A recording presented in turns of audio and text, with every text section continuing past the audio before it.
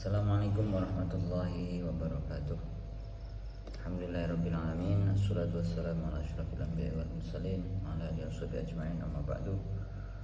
Pada materi kali ini kami akan menyampaikan bahan ajar tentang produktivitas kerja.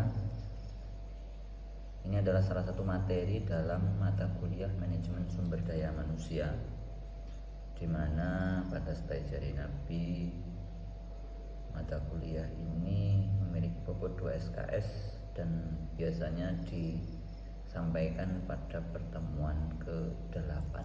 Tujuan dari pembelajaran materi ini adalah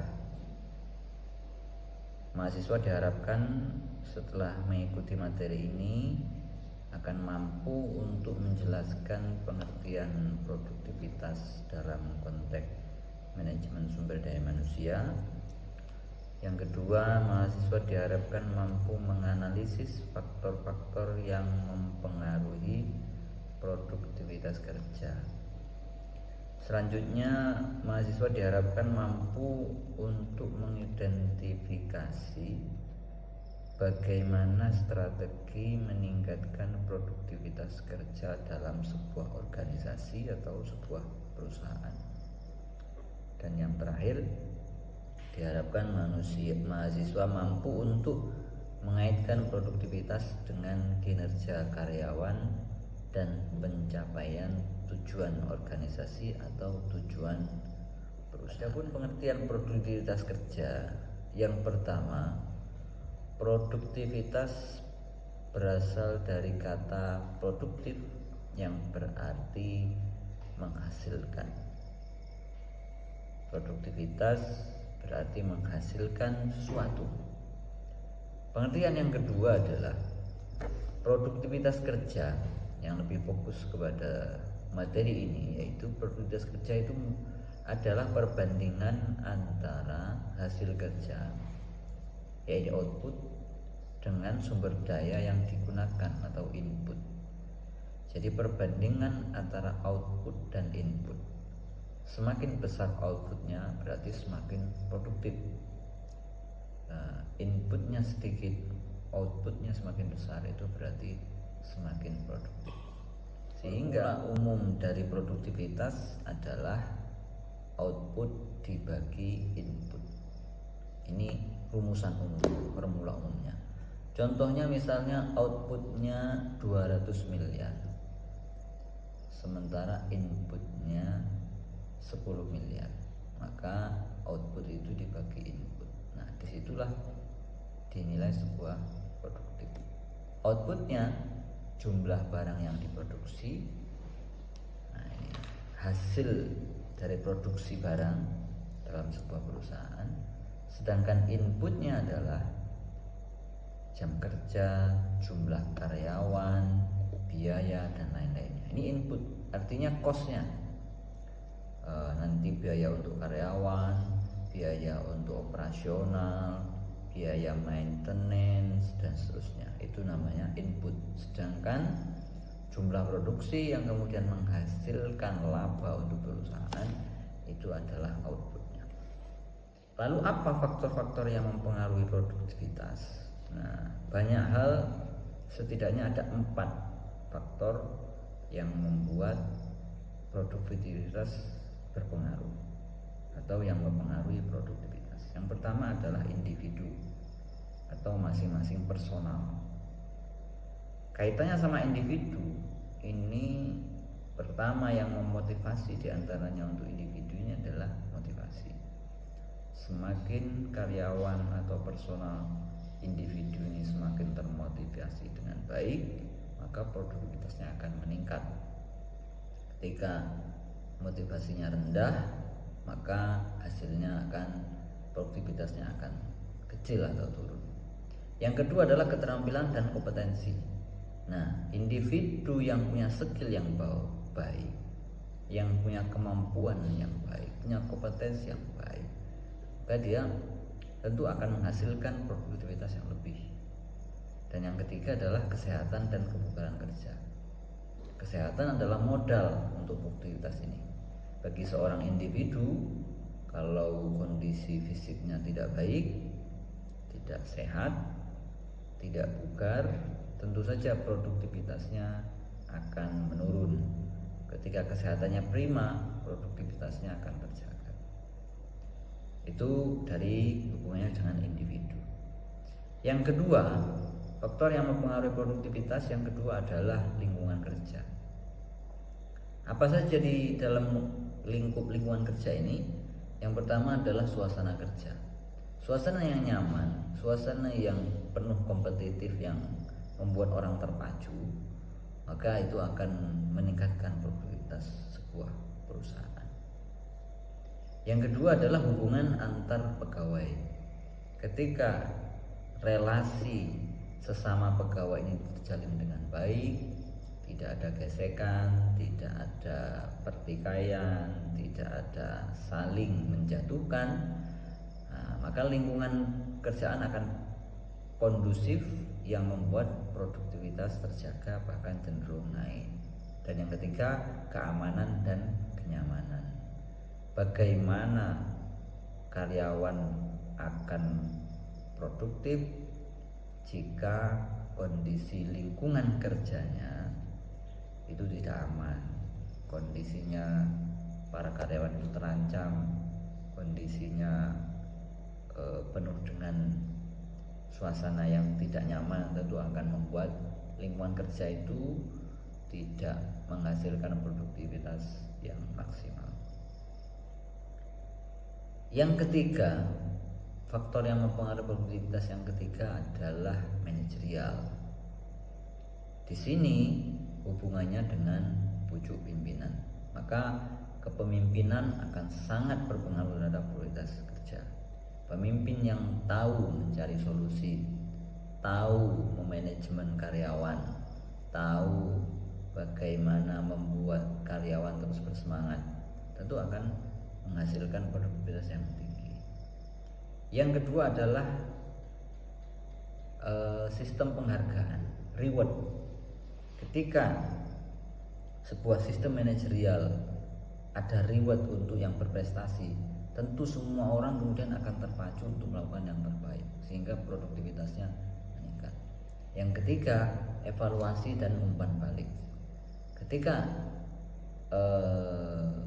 lingkup karyawan itu manajerial di dalam sebuah perusahaan atau sebuah badan usaha, ketika kemudian ada yang kurang, ada yang tidak produktif, dilakukan evaluasi lalu kemudian dilakukan umpan balik untuk meningkatkan produktivitas, maka produktivitas tentu akan meningkat, akan bertahan dan cenderung meningkat. Yang keempat, di antara faktor-faktor yang mempengaruhi produktivitas yang keempat adalah organisasi. Organisasi ini yang pertama budaya kerja. Bagaimana kultur pekerjaan dalam perusahaan tersebut? Kalau kulturnya baik, kulturnya bersemangat, terjaga, maka akan membuat produktivitasnya semakin prima dan meningkat. Yang ketiga, struktur organisasi. Struktur organisasi ini penting karena setiap orang kemudian tahu akan tugasnya. Masing-masing punya wilayah kerja yang tersendiri sehingga dia tahu apa yang harus dikerjakan. Tentu kalau strukturnya baik, terjaga, jelas SOP-nya, maka elemen-elemen dalam perusahaan itu karyawan-karyawan juga akan melakukan hal yang produktif. Dan yang ketiga, yang tidak kalah penting adalah teknologi. Di zaman sekarang teknologi itu semakin maju dan teknologi yang efektif yang dikuasai oleh seluruh karyawan itu akan sangat membantu produktivitas. Segala sistem teknologi sekarang itu dibuat praktis, efisien, murah, mudah diterapkan, sehingga kalau itu dimaksimalkan produktivitas akan terus meningkat. Selanjutnya adalah bagaimana strategi meningkatkan produktivitas. Dari hal yang telah disebutkan tadi, poin-poin strategi untuk meningkatkan produktivitas sebuah perusahaan atau sebuah lingkungan kerja adalah yang pertama, pelatihan dan pengembangan sumber daya manusia.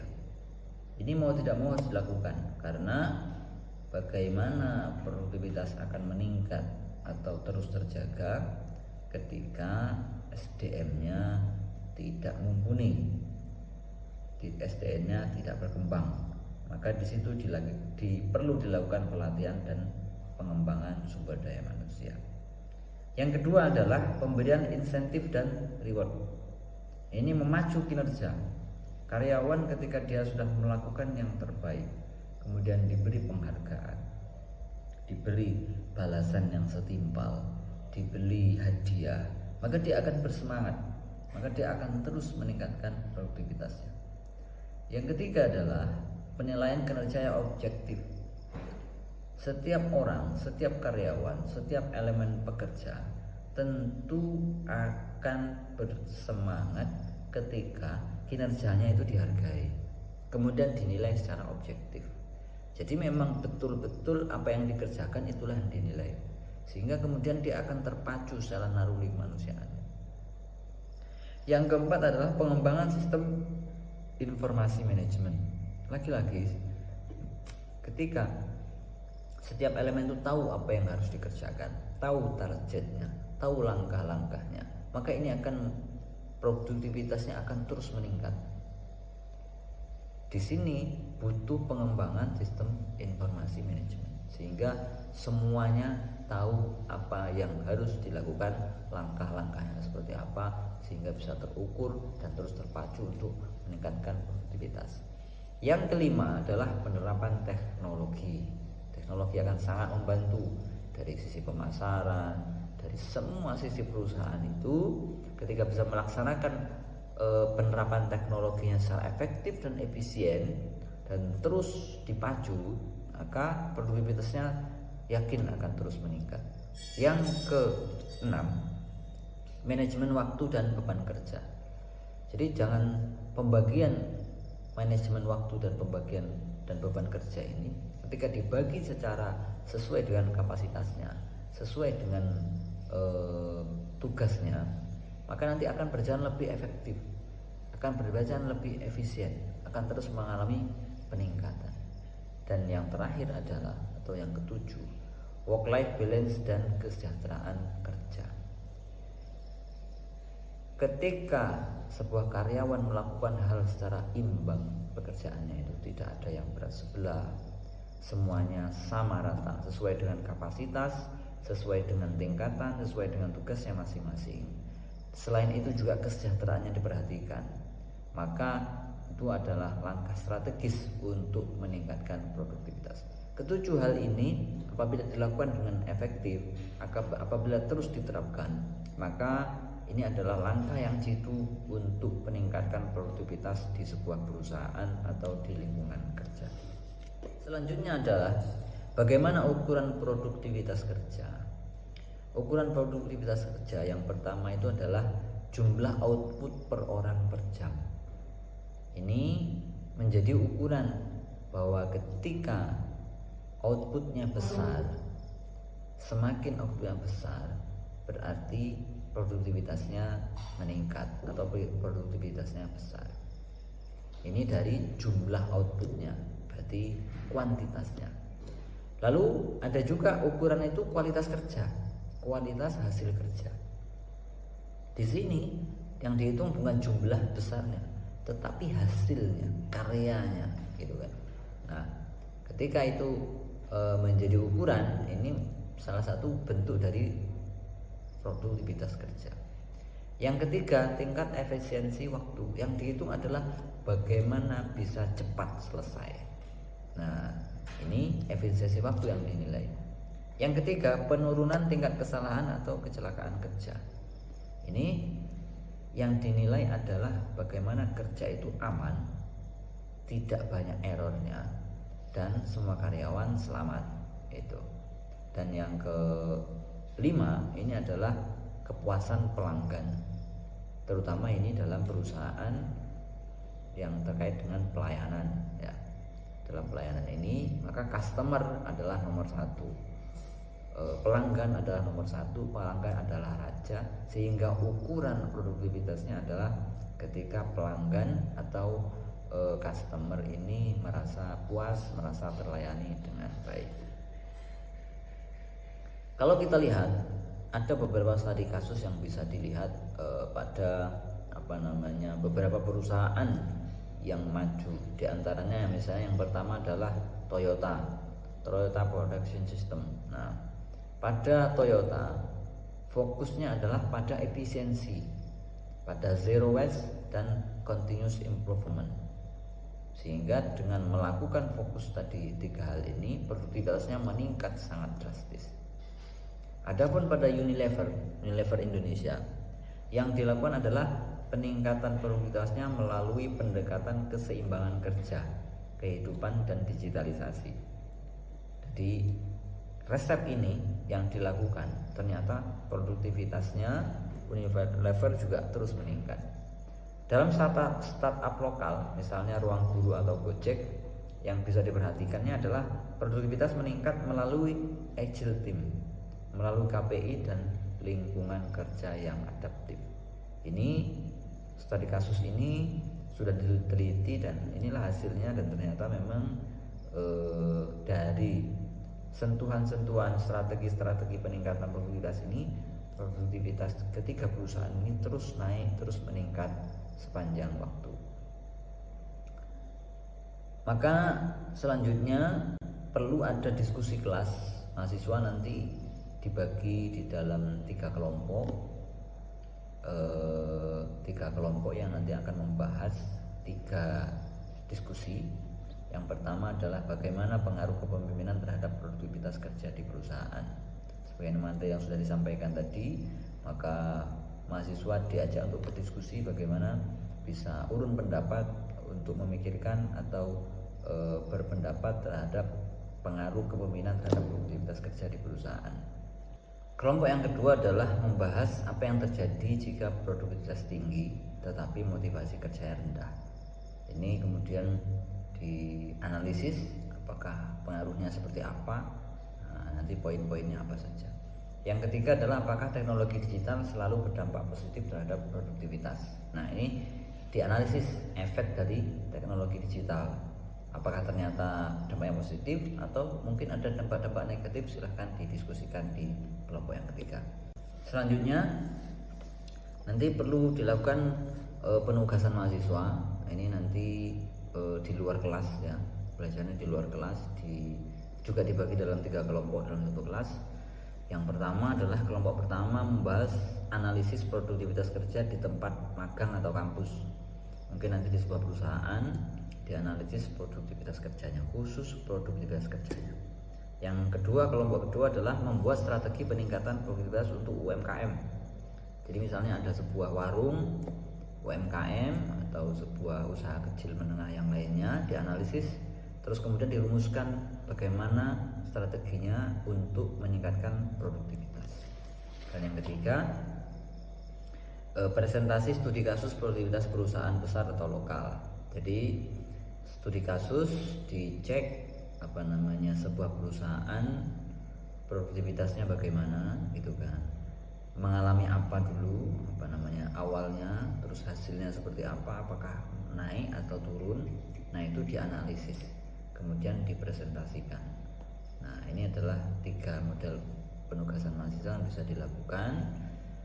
Mudah-mudahan materi ini bermanfaat bagi para mahasiswa, bermanfaat untuk ilmu kedepannya yang bisa diterapkan baik bagi usaha sendiri maupun nanti di tingkat kerja dalam rangka meningkatkan produktivitas.